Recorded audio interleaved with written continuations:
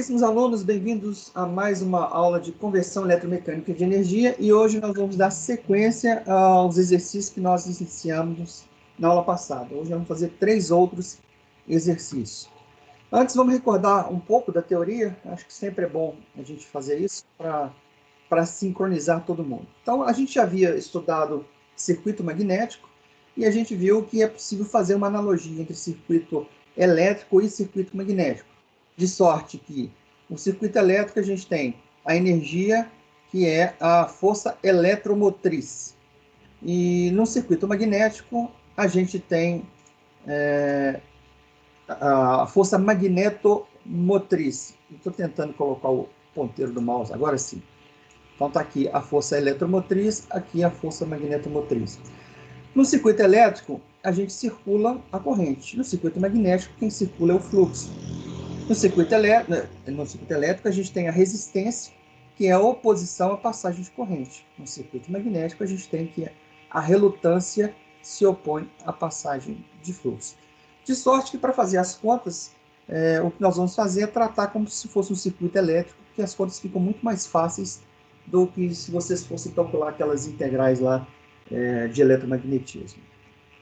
Então, nós vimos as equações, né, nessas aulas para trás, são essas aqui, e são elas que nós vamos nos valer para poder resolver alguns exercícios. Vale destacar, acho que vale relembrar também o que significa área da seção transversal.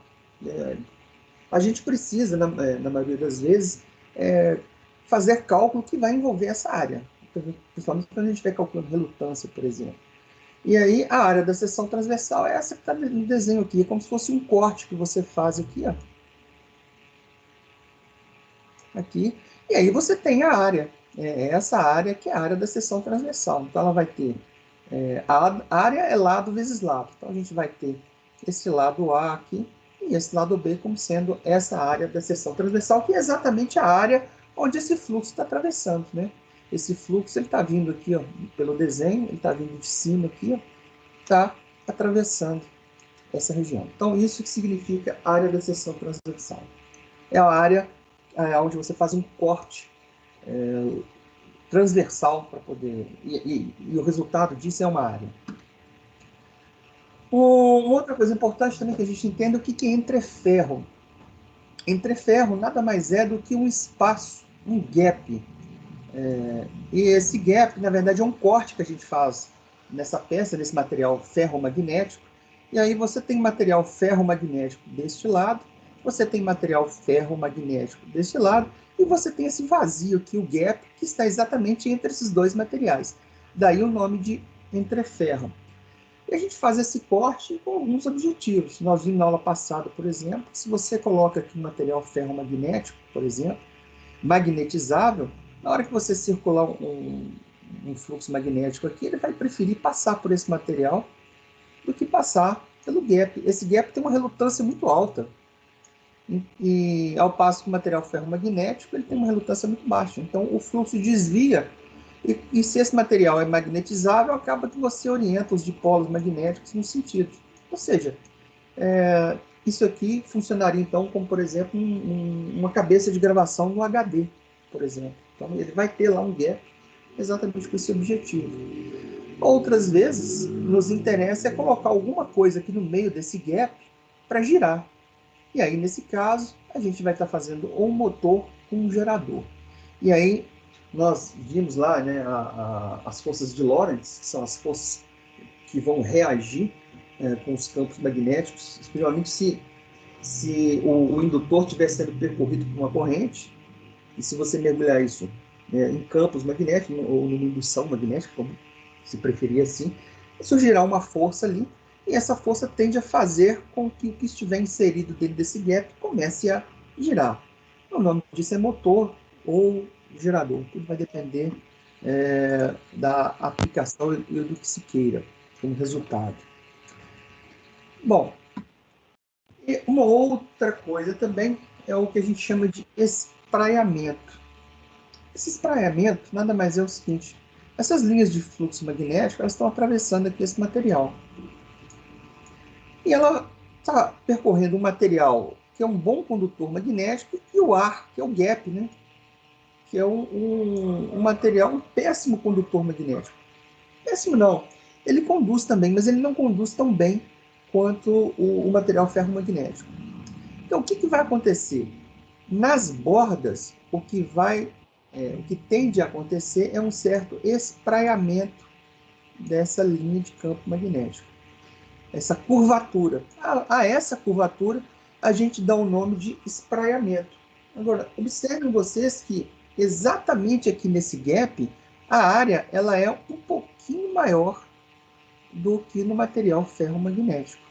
Então, o que a gente faz, na maioria das vezes, é um pequeno ajuste para a gente achar essa área.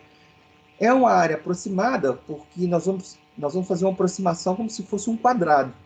Ao passo que ele não é um quadrado, porque essas bordas são arredondadas. Mas o que a gente faz é pegar a área do material ferromagnético, aquele A e o B, e corrigir cada um desses lados com esse comprimento do gap.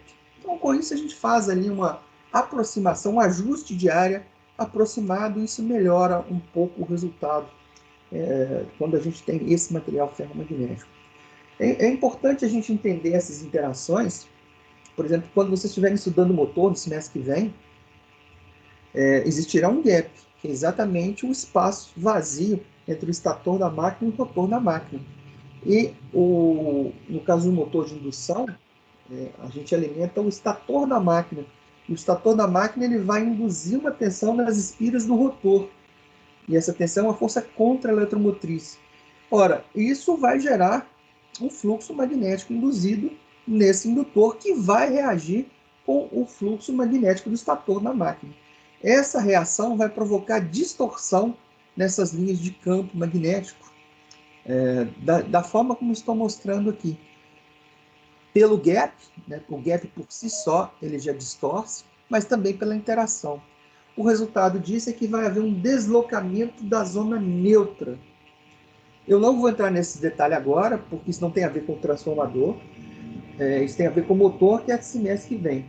Mas a zona neutra seria aquele ponto onde não existe nenhuma tensão induzida nas espiras. Ora, e aí este é o momento ideal para você curto-circuitar uma espira, por exemplo, porque não tendo tensão induzida nela, não vai gerar faiscamento. Está meio abstrato agora para vocês, mas vocês vão ver isso com detalhes semestre que vem, ou comigo ou com outro professor. Mas o que é fato?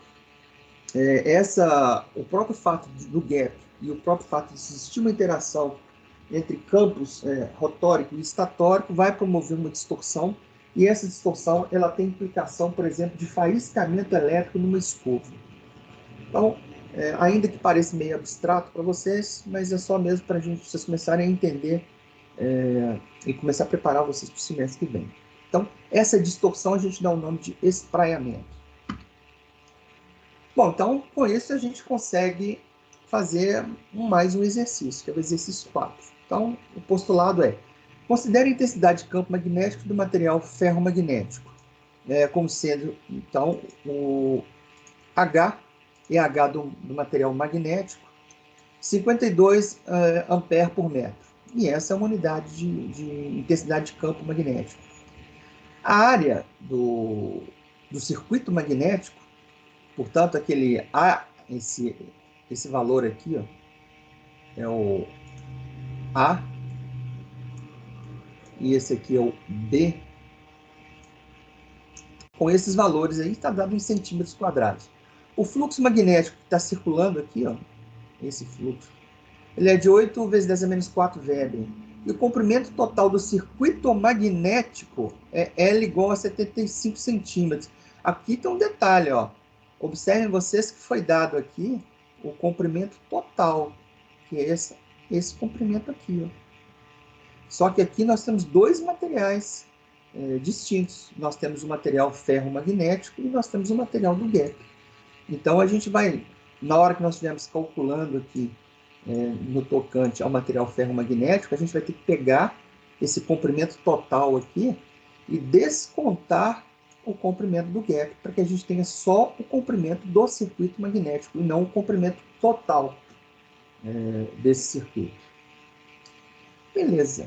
Aqui foi dado o tamanho desse gap, foi dado em milímetros, e a gente sabe, foi dado aqui também que são 130 espiras. Olha, está sendo pedido então o quê? Deixa eu ver aqui. Por enquanto nada, né? Bom, algumas conversões a gente precisa fazer. A gente tem que passar milímetro para metro, centímetro quadrado para metro quadrado, e a gente sabe fazer isso, né? Nós já vimos na aula passada. Aqui, ó, isso aqui tem centímetro, então basta dividir por 100 para que a gente passe isso para metro. Então, dividindo aqui por 100, dividido aqui por 100, a gente passa essas dimensões para metro, e obviamente na hora que você multiplicar as duas, você vai ter um resultado em metros quadrados. Então aqui já foi feita a conversão. 75 centímetros, se eu dividir por 100, eu passo a ter 75 metros. 0,75 metros, perdão. E, obviamente, 3 milímetros. Se eu dividir isso aqui por 1000, eu passo isso aqui para metros. Então, nós já vimos isso. Então, está feita o ajuste, né, de unidade para que a gente consiga fazer esses cálculos. Beleza. Então, vamos para a primeira pergunta, né, o que é: calcule a força magnetomotriz. A força magnetomotriz é essa aqui, ó. E essa força é dada por MI. E existem duas formas de nós calcularmos MI. Aqui é um circuito elétrico, né? Esse circuito elétrico ele foi extraído desse circuito magnético aqui. Então a gente tem aqui como se fosse uma tensão no circuito elétrico. E aqui a gente tem a relutância desse material. E a gente tem a relutância desse segundo material, que é o gap. Então eu posso fazer esses cálculos por meio da relutância. Nós vimos isso na aula passada, relutância 1 e relutância 2. E aí eu precisaria... e foi dado o fluxo, então é tranquilo. Então, se eu pegar aqui o fluxo e multiplicar pela relutância total, né, que seria a soma dessa relutância com essa relutância, a gente consegue calcular a força magnetomotriz que foi pedida. Existe um outro caminho, e esse eu acho mais fácil, inclusive. Tudo vai depender do que está sendo pedido. Esse segundo caminho é o caminho da queda de tensão. Eu posso considerar, por exemplo, que essa queda de tensão aqui, ela está distribuída dessa forma. Uma queda de tensão para cá, outra queda de tensão para cá. Em outras palavras, a energia fornecida é igual à energia consumida. E aí eu tenho essa segunda equação aqui, que eu posso me valer dela, e ela é mais fácil do que essa primeira. Então eu vou percorrer esse caminho, né, para que a gente resolva esse exercício então. Então, primeira coisa, eu vou precisar calcular eu chamei de H1 aqui, de forma errada, né? Seria o H do circuito magnético. Aqui eu chamei certo de HM. Então eu vou precisar calcular esse HM. Bom, e a gente sabe que para calcular isso, o que nós vamos fazer? Nós vamos multiplicar aqui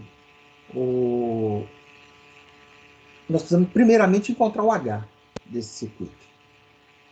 Para depois nós multiplicarmos por esse comprimento que a gente tem aqui. Esse comprimento a gente precisa também calculá-lo. Então vamos começar por esse comprimento.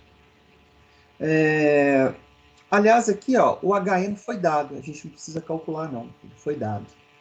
Então está mais fácil. Então o que nos resta mesmo é calcular esse comprimento. E o comprimento a gente sabe, foi dado o comprimento total, que é esse aqui, ó.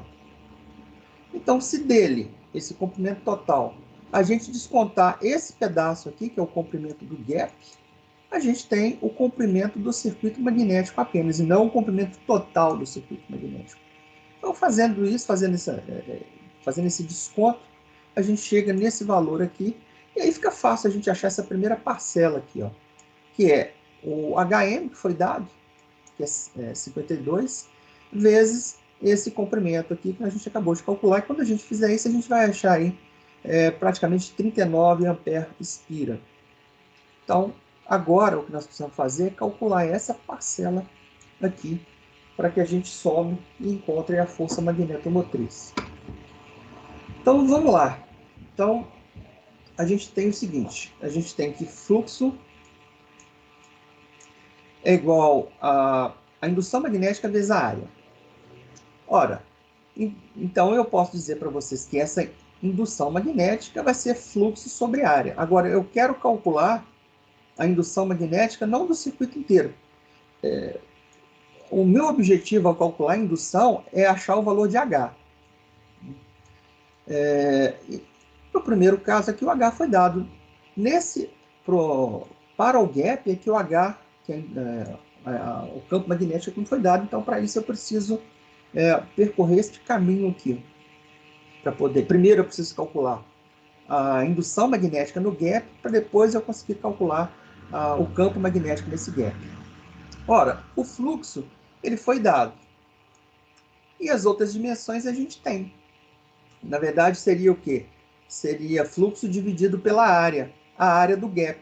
Então, o que nós precisamos fazer é corrigir essa área. A gente tem a área da seção transversal do material ferromagnético, que ele foi dado esse valor e esse valor aqui. O que a gente precisa fazer é corrigir isso pelo valor do gap, usando essa equação aqui. Ora, substituindo esses valores e fazendo essas contas, a gente chega aí numa indução magnética do gap em torno de 0,22 Weber por metro quadrado. Ó, beleza. A gente sabe, a gente tem essa equação aqui, ela foi reduzida numa dessas aulas para trás, aonde a gente, como nós estamos falando do gap, então isso aqui vai ser a indução magnética do gap, o campo magnético do gap, e para isso o gap ele é o espaço vazio, e a gente sabe qual que é a permeabilidade magnética do espaço, do ar, e esse valor aqui, portanto aqui é um μ0. Ora, a gente tem esse valor aqui que a gente acabou de calcular, esse aqui é um valor tabelado, então a gente consegue calcular o valor do campo magnético, e isso está na ordem aqui de 178.000 ampere por metro. Ora, então agora a gente consegue calcular essa parcela aqui também, ó, porque a gente acabou de calcular o campo magnético, e esse valor aqui é um valor dado, esse valor aqui, ó. Então, se a gente fizer essa multiplicação, a gente chega num total aí de 535 ampere espira. Ora, então agora ficou extremamente fácil. Então, para que a gente calcule então a força magnetomotriz, basta que a gente some essa parcela aqui com essa parcela aqui. E aí a gente chega num total de 574 ampere espira. Maravilha. Então está calculado a força magnetomotriz. O que a gente precisa... Bom, agora está sendo pedido... A letra B está errada aqui, né?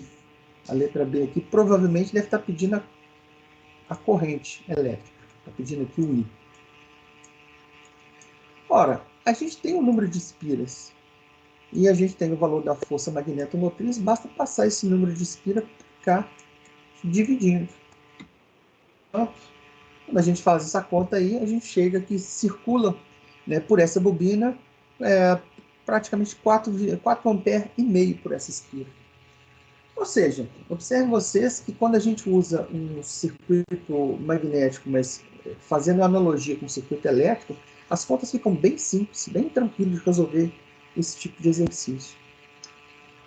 Dúvidas aqui, senhores? Ou tranquilo? Ô, João. Oi, Raquel. Você pode voltar lá no slide 10, fazendo favor? Slide 10. Eu não sei qual que é o slide 10, então você vai ter que Não, me dizer. peraí, pode voltar mais um pouquinho. É aquele que você calculou, isso aí, esse aí, ó. Essa parte aí dessa área do gap, eu fiquei totalmente por fora. Não, Da vamos lá. onde que apareceu aí? Vamos lá. Eu usei essa equação aqui. Ó. Essa equação que eu sim. mostrei para você no início. Uhum. Isso aqui são os valores dados da área. Eu devia ter repetido essa área aqui. Essa área ela começou com, acho que é 8 centímetros, 8 e 4 centímetros. Foi dado assim, área é igual a 8 centímetros vezes 4 centímetros. Cada centímetro quadrado. Isso aqui é um 4. E aí o que eu fiz foi dividir por 100 aqui e dividir por 100 aqui. Para poder passar isso para metro.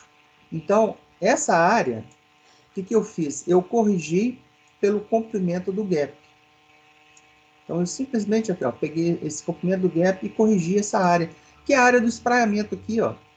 Aqui Não vai entendi. Agora eu entendi, porque eu não tinha percebido que você tinha usado essa fórmula essa aí, não. equação. Não, beleza. Entendi. Então tá. Vamos lá. Bom, vamos para mais um pouco de teoria aqui, que é uma coisa chamada fator de empacotamento, que é dado como que é onde é esse E de empacotamento. Esse K é de kernel, é núcleo, então é empacotamento do núcleo. Ora, o que acontece? Nós vimos que para minimizar as perdas por corrente de Foucault, o que a gente faz é diminuir a área da seção transversal do material ferromagnético. E a gente sabe que resistência ele é dado pela resistividade do material, o comprimento desse material e a área. Então, se a gente diminui essa área, a gente aumenta a resistência. E se a gente aumenta a resistência, o que vai acontecer com a corrente? A corrente vai ser tensão sobre resistência. Se a gente aumenta essa corrente, acaba que a gente diminui, perdão, se a gente aumenta a resistência, a gente diminui a corrente. Então, uma forma de minimizar a corrente de Foucault, que é uma perda, o que a gente faz é fatiar essa área em lâminas. Com isso, a gente diminui a área, por conseguinte, a gente aumenta a resistência, por conseguinte, diminui a corrente que passa por ali, minimizando as perdas. Cada uma dessas lâminas agora precisam ser isoladas, né, com verniz, para que elas não entrem, não se curto-circuitem e volte a ter um bloco compacto. Então, quando você passa uma camada de verniz e na hora que você junta todas essas lâminas, acaba que você tem uma área geométrica, ela é maior do que a área magnética. O fluxo não quer nem saber se existe isolante ali. Ele vai enxergar isso como um bloco. Agora, portanto, o fluxo vai circular ali como se nada tivesse acontecendo.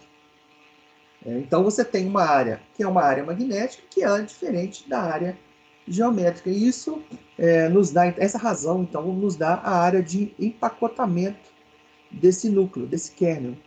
E aí existe uma tabela que nos dá, então, em milímetros, esse fator de acoplamento, ou empacotamento, como queiram, em função da espessura dessa chapa. E aí a gente vai precisar usar isso nesse exercício agora para poder fazer esses cálculos. Então, posto isso, a gente consegue fazer esse exercício número 5. Então, aqui está dizendo o seguinte: uma estrutura magnética é feita com um pacote em liga a silício com chapas de 0,2 milímetros. Obviamente, a gente vai ter que passar... Se bem que essa espessura da chapa é só para eu achar lá o fator de empacotamento. Eu não preciso converter isso, não. Determine a corrente que deve circular no enrolamento de 500 espiras para estabelecer um fluxo de 7 × 10 a menos 4 Weber no braço direito da estrutura. Dado essas dimensões aqui. Então, a gente tem L1, vou até trocar a cor aqui. A gente tem aqui o comprimento de L1, esse comprimento aqui é o comprimento magnético. Geralmente é a área média. A gente tem aqui o comprimento de L3, que é igualzinho ao de L1, que é essa parte aqui. Então tá aqui, isso aqui é dado em 60 centímetros. E a gente tem L2, que é só esse pedaço aqui. Isso aqui está em torno de 40 centímetros. A área geométrica comum está aqui, de 42 centímetros quadrados. A gente vai precisar passar isso aqui para metro quadrado. A área da seção transversal, quando você faz um corte aqui, e aí aquela área resultante, quando você vira esse material, enxerga a parte de baixo dele, você está enxergando isso aqui, a gente tem que essa área aqui foi dada que é de 22 centímetros quadrados. Bom, então o primeiro passo é a gente converter o que está em centímetro quadrado para metro quadrado, e aí a gente viu na aula passada que basta dividir isso por 10.000. Quando a gente divide isso por 10.000, acaba que você vira aí um vezes 10 a menos 4. Ou seja, para não ter que pensar muito, é só multiplicar por 10 a menos 4, em outras palavras, dividir por 10.000 que você faz a conversão de área. E aqui eu dividi por 100 para converter para metro quadrado. Então, as conversões já foram feitas. Então, agora o que eu vou precisar é pegar o fator de empacotamento. E eu escrevi L aqui de espessura da chapa e ela é dada nesse valor. Então, se a gente consultar essa 0,20, ele está aqui, ó, entre 10 e 0,25, o fator de empacotamento aqui é de 0,9. Maravilha. Então, veja bem, foi dada a área geométrica e a gente não usa a área geométrica. Apesar de eu ter usado isso no primeiro exercício, eu usei a área geométrica. Mas, na verdade, o que a gente precisa é a área média. Que a área média não é a área geométrica. É a área... essa área aqui, que a gente chama de área magnética. No primeiro exercício, como a gente estava começando ali, eu precisava descortinar, né, tirar um pouco de fumaça da frente, então eu acabei usando a própria área geométrica para poder discutir com vocês algumas questões. Mas na maioria das vezes o que a gente precisa fazer, conforme eu já disse, é usar essa área geométrica. Então aqui, ó, o que eu vou fazer? Eu vou transformar a minha área geométrica em área magnética. Simplesmente, eu já encontrei o valor desse fator de empacotamento, basta que eu passe isso para cá multiplicando para que eu ache essa área magnética. E se eu fizer as devidas substituições e as multiplicações, eu vou chegar nessa área magnética aqui. Maravilha! Então, já tenho tudo aquilo que eu preciso e aqui eu já aproveito e substituo minha área geométrica pela minha área magnética. Agora, veja bem, foi pedido, se não me engano, foi pedido para calcular ou a corrente ou a força magnetomotriz. Agora eu não lembro, daqui a pouquinho a gente vê. Ora, aqui veja bem, se eu fosse calcular pelas relutâncias, eu teria que encontrar uma relutância aqui, uma relutância aqui, uma relutância 2, aqui a 1, aqui uma relutância 3. Essas relutâncias aqui estão em paralelos, então eu teria que fazer o paralelo dessas duas, para encontrar uma relutância equivalente para somar com R1, com a relutância 1, para eu ter a relutância total. Aí, por meio da relutância total, eu conseguiria calcular a força magnetomotriz, que seria, então, Ni vai ser igual a fluxo vezes a relutância total. Bom, vocês já viram que dá um certo trabalho. Então, eu não vou... Isso aqui é fluxo. Eu não vou por esse caminho. Ele é mais complicado. Eu vou preferir usar aqui a queda de tensão. E aqui, observem vocês que essa tensão aqui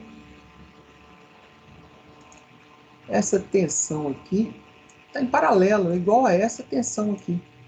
Então, eu posso fazer o seguinte, eu posso dizer que a força magnetomotriz vai ser a tensão que está aqui em cima, mas essa aqui ou essa aqui, tanto faz, porque elas estão em paralelo, elas são iguais. Aqui, pelo que eu estou vendo na minha equação, eu preferi utilizar essa, sem problemas.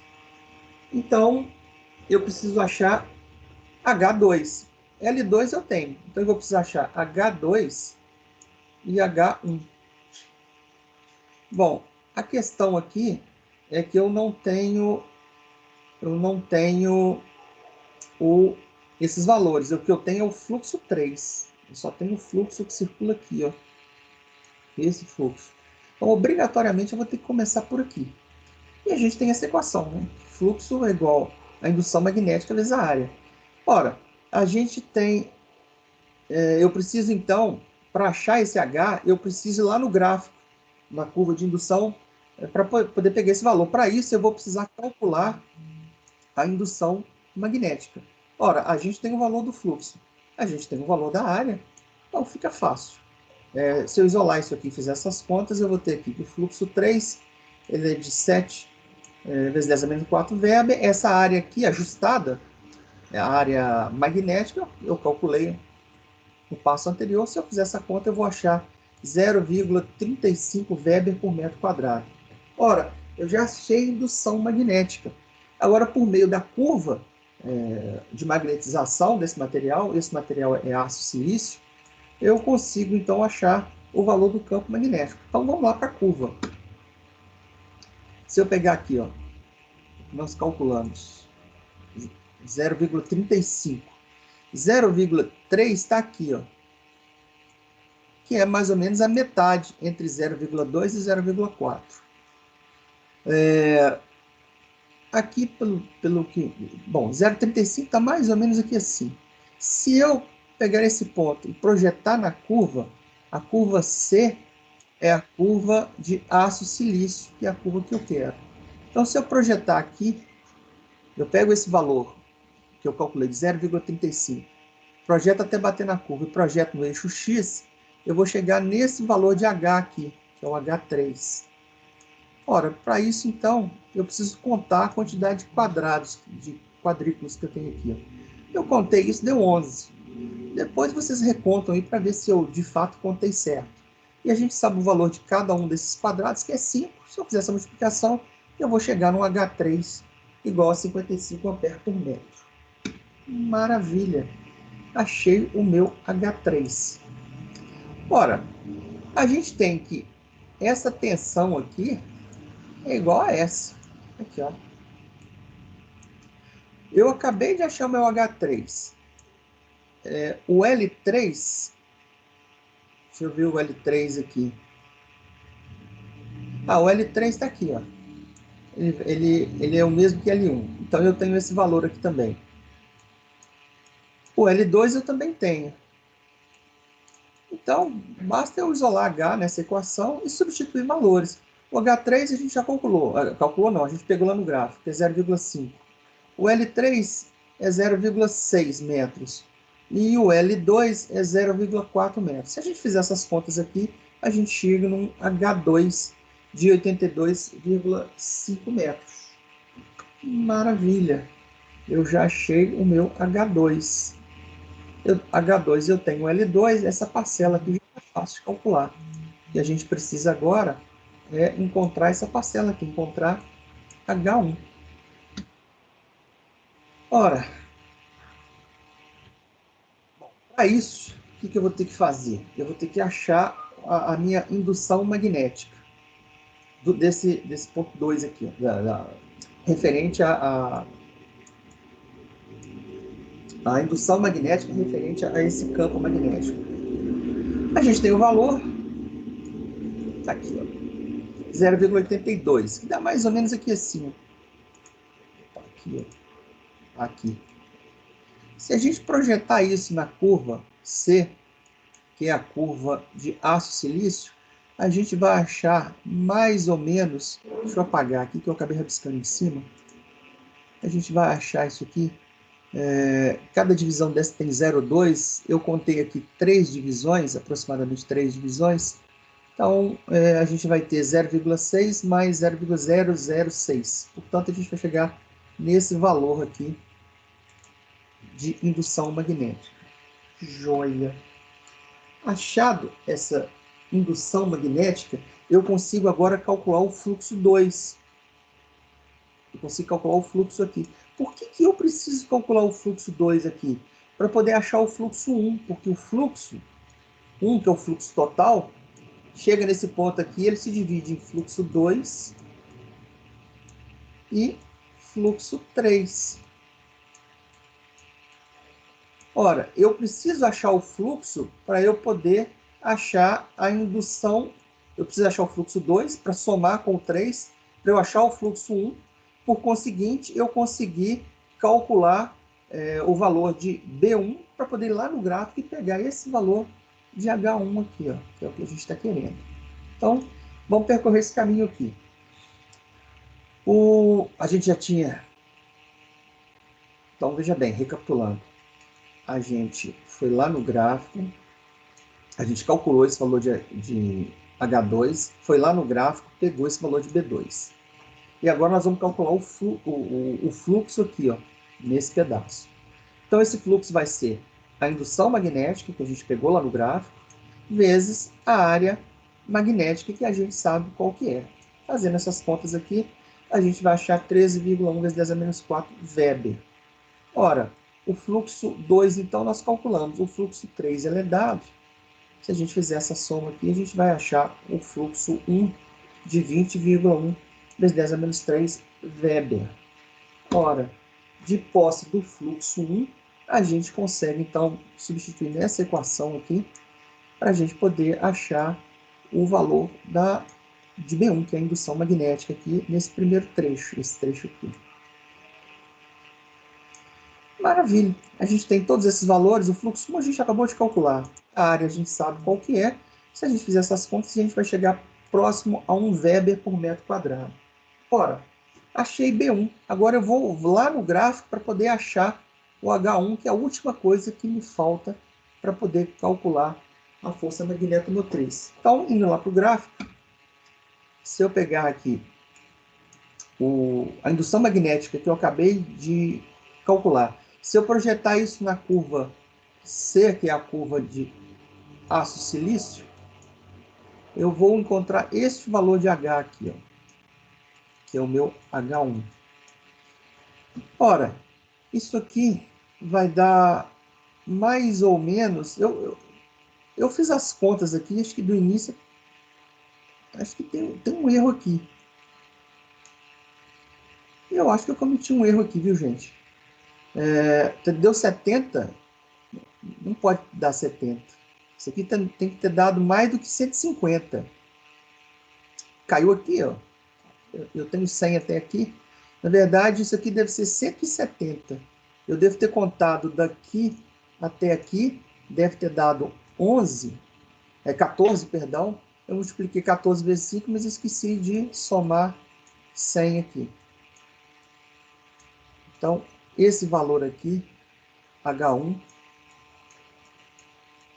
vai ser de 170 ampere por metro. Com isso, a gente vai ter que refazer todas essas contas aí para frente. Maravilha! Achei o meu H1, que é de 170. Agora é só fazer conta, né? Então, a gente tem H1, 170 vezes o L1. O L1 é 0,6. Mais H2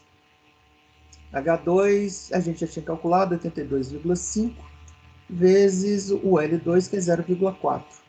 Então, se a gente fizer essas contas aí, eu vou ter que pegar a calculadora para refazer. Então, vai ser 170... Oi? 136,2. Deu quanto? 170 vezes 0, 136,2. 176? É 136. Isso aqui deu 136. É 170 vezes 0,6 mais... desculpa, errei. 82, né? Deixa eu fazer essa conta também. 0,6, 170 vezes 0,6 mais 82,5 vezes 0,4. Isso deu 135. Isso. Só aumentar um 100 aqui. Ó. 82, coloquei 85. Entendi. Então, isso aqui deu 135. 135. Ora, então vai ser 135. Na verdade, está pedindo aqui... foi pedida a corrente, né? Então, não é fácil. É só passar o número de esquinas para cá dividindo. O número de esquinas são 500, então vai dar 135 dividido por 500, que vai dar aí 0,27 ampere. Igual 0,27 ampere. Tranquilinho demais, né, para esse exercício. Agora, havia dito para vocês, vamos ver se tem esse erro, vamos ver se tem erro aqui. Eu havia dito para vocês que essa tensão aqui tem que ser igual a essa. Portanto, vamos validar essa equação aqui. Vamos fazer H2, que façam essas contas vocês também. É 82,5 vezes Eu estou querendo calcular H2 vezes L2. L2 é 0,4 vezes 0,4. Isso deu 33. 33. Agora eu vou fazer H3 vezes L3. H3 é 55. 55 vezes... Esse 55 aqui. Vezes L3, que é 0,6. Vezes 0,6. Ó, deu 33 também. Então, ou seja, não tem erros aqui. Então, grande chance dessas contas todas estarem certas, depois vocês conferem. Conforme eu disse, eu tinha acabado de fechar a aula, de preparar a aula quando ela começou. Então, não deu tempo de revisar. Mas acredito que agora essas contas estejam certas. Dúvidas até aqui, pessoal? Beleza. Só nesse H1, pessoal, tô com dúvida. Só o quê? H1, por que você somou mais 100? Fiquei com dúvida nela. H1, É, o valor 170. dela. Você somou mais 100 aqui, né? Não, eu estou validando isso aqui, ó.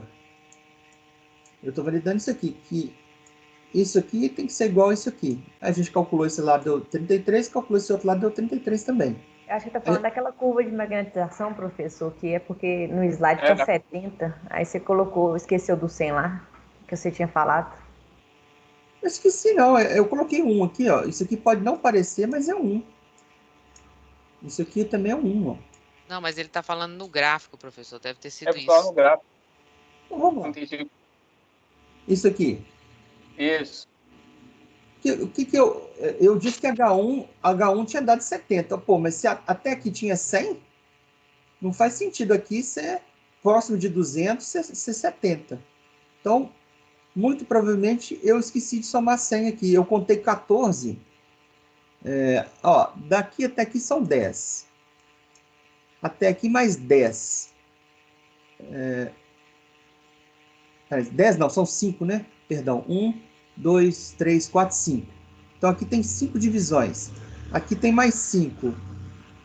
Aqui tem mais 1, 2, 3, 4. Ora, então são 14. A minha dúvida é como que você chegou no 100, pessoal? No 100? 100 mais 14. É. Não, eu peguei... Daqui até aqui já tem 100, ó. Tá vendo? Começa a contar daí, então. Eu só contei daqui para cá, deu 14 divisões. Deu Beleza. 14 divisões aqui. Se eu multiplicar 14 vezes 5, dá 70. O que eu esqueci foi de somar esse 100 aqui, ó. Ah, tá. Beleza, então. A oreada foi essa. Tranquilo? Tranquilo. A partir daí eu vim corrigindo, ó. Considerei 170 e refiz as contas todas. Professor, Sim. eu pode, logo que finalizar a aula, salvar essa apresentação de novo em PDF e mandar para a gente? Ou não? Eu já mandei. Por causa das correções que foram feitas aí, das contas, essas orientações é bom para a gente quando a gente está estudando, sabe? Pelo menos para mim. Tá bom. Se não, só se não tiver problema. Claro que você também pode corrigir isso, né? Isso. Mas não tem problema não. Eu corrijo e mando de novo. Por favor. De grande ajuda. Vamos lá. Sexta e última questão é uma estrutura em aço fundido que possui um fluxo magnético de 6,66 vezes 10 a menos 4 Weber.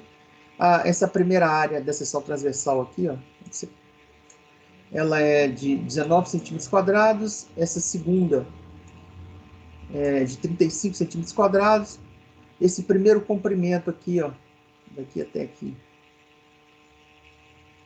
ele é de 15 centímetros. Esse segundo comprimento, né, essa outra parte aqui, ó, daqui até aqui. Observe que eu estou pegando a área média. A área magnética é diferente da área geométrica.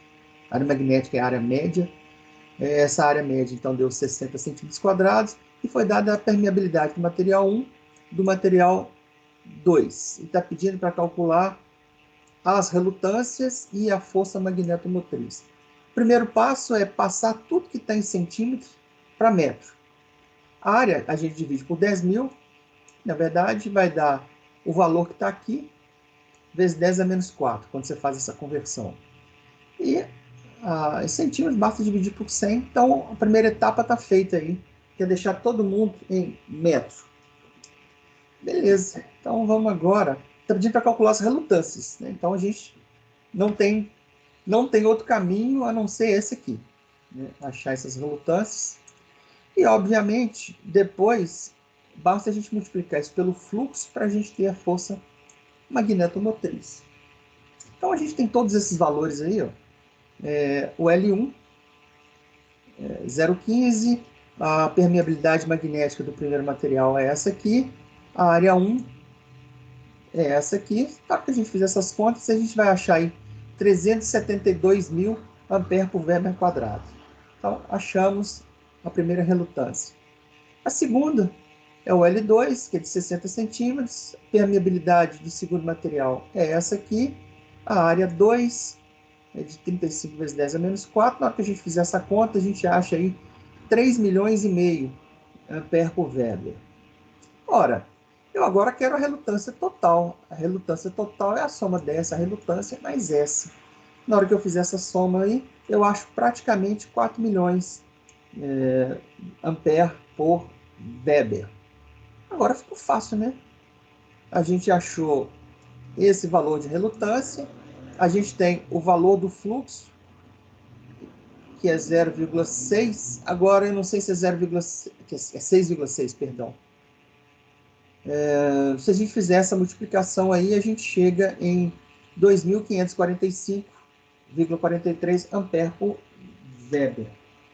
Ou seja, tranquilo demais. Se a gente supor, por exemplo, que a gente tenha 500 espiras aqui, ó, a gente consegue calcular a corrente. A corrente seria, então, esse valor de MI, perdão, esse valor da força magnetomotriz. Oh, mas que inferno. Deixa eu apagar isso aqui. Eu estou indo para um caminho muito complicado, tá doido. Se eu pegar a força magnetomotriz, vou percorrer o mesmo caminho, e dividir por N, aqui, corta esse N com N, eu vou achar a corrente. Então, se eu pegar esses 2.545,43 e dividir isso por 500, 2.545,43 dividido por 500 espiras, está dando uma corrente aí de 5,1 ampere. É uma corrente razoavelmente alta. 5,01 ampere. Deixa eu ver se está pedindo mais alguma coisa. Não está, não. Eu vou... Bom, perguntas sobre esse sexto exercício? Aí eu aproveito e gravo as dúvidas de vocês também. Ô, João. Oi, diga, Mais Raquel. uma vez, eu acho que eu vou fazer uma pergunta ridícula, mas eu tenho que tirar a dúvida, não tem jeito. Fique à vontade. Quando você faz o desenho, o esquema elétrico aí, tá? Aí lá no magnético só tá o L1. Por que apareceu essa resistência 2 em série aí? Vamos lá. Eu tenho dois materiais ferromagnéticos aqui, concorda? Eu tenho um que vai até aqui, e aqui o segundo trajeto é o L2, que eu acabei não desenhando ele aqui, ó. Essa indicação é por conta desse dente que tem no desenho? Exatamente. Eu tenho um material aqui com uma espessura. Portanto, ele vai ter uma relutância. Eu tenho um material aqui, ó, com uma outra área, né? Portanto, ele vai ter uma segunda relutância. Então, eu tenho aqui a minha força magnetomotriz. Aqui. Eu tenho aqui uma relutância 1. Está em série. Eu vou até apagar isso aqui, para ficar mais claro o desenho. Vamos lá. Então, esse primeiro material aqui, ó, mais fino, ele vai ter uma relutância 1. R1. E esse segundo material aqui vai ter uma relutância 2, que é o meu R2. Não, então, beleza. observe que elas estão em série, tá vendo? O fluxo, olha o fluxo. ele passa por essa e depois passa por essa. Elas estão em série. Diferente se eu tivesse aqui, ó, uma terceira área. Eu vou pegar essa área aqui, ó, e vou colocar ela aqui. Seria isso aqui, ó. Ora, isso significa que eu teria uma relutância aqui, em paralelo com ela. Então eu teria, olha só, eu teria aqui, ó, um fluxo que passaria em série até aqui. E aqui, ó, o fluxo se dividiria e passaria aqui também. Então ele teria esse em série com esse que estaria em paralelo com o R3 que eu acabei de acrescentar aqui. Ficou mais claro agora? Ficou. Ficou sim, com certeza. Gente, alguma dúvida sobre esse exercício 6? Eu vou parar então a gravação e a gente continua discutindo. Para não ficar muito extenso aqui.